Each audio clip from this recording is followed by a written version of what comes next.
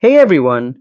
In this video, I'll walk you through the latest Canva AI features that allow you to create interactive quizzes effortlessly.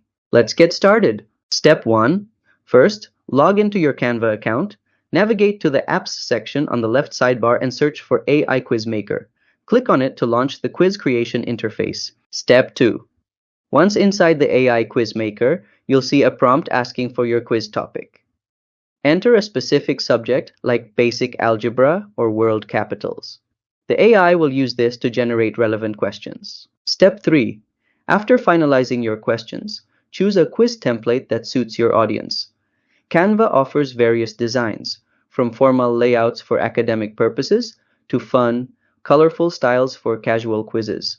Customize fonts, colors, and images to match your branding. Step 4. Once your quiz is ready, click on the Share button. You can publish it as a standalone web page, embed it into your website, or share it directly via a link. Canva also provides options to track responses and gather analytics. And that's how you can create quizzes using Canva's AI tools. If you found this tutorial helpful, don't forget to like and subscribe to How to Tutor for more insights into the latest digital tools. See you next time!